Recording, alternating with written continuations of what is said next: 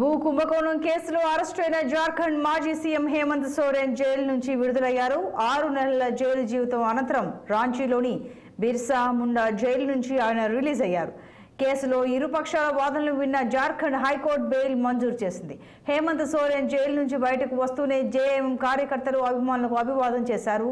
భూ కుంభకోణంలో court bail మంజూరు చేయడాన్ని హేమంత్ సోరెన్ భార్య స్వాగతించారు. తన భర్త ఎలాంటి తప్పు చేయకుండా బీజేపీ తమపై కక్ష కట్టి జైలుకు వెళ్లేలా చేసిందని మండిపడ్డారు. మళ్లీ నెలల తర్వాత సంతోషకరమైన రోజు రానే వచ్చిందని కల్పన సంతోషం వ్యక్తం చేశారు. అదేవిధంగా హేమంత్ సోరెన్ జైల్లో ఉన్న నాళ్ళు తమకు సపోర్టుగా ఉన్న ప్రతి ఒక్కరికి ఆమె పేరు పేరున కృతజ్ఞతలు తెలిపారు.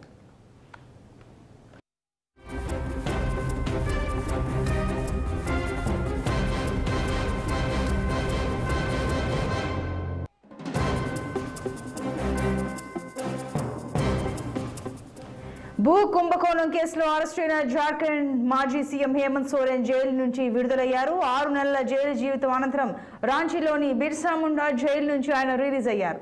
కేసులో ఇరుపక్షాల వాదనలు విన్న జార్ఖండ్ హైకోర్టు బెయిల్ మంజూరు చేసింది. హేమంత్ సోరెన్ జైలు నుంచి బయటకు వస్తూనే జేఎంఎం కార్యకర్తలు అభిమానులకు అభివాదం చేశారు. భూ కుంభకోణంలో కోర్టు బెయిల్ మంజూరు చేయడాన్ని హేమంత్ సోరెన్ భార్య స్వాగతించారు. తన భర్త ఎలాంటి తప్పు చేయకుండా బీజేపీ తమపై కక్ష కట్టి జైలుకు వెళ్లేలా చేసిందని మండిపడ్డారు.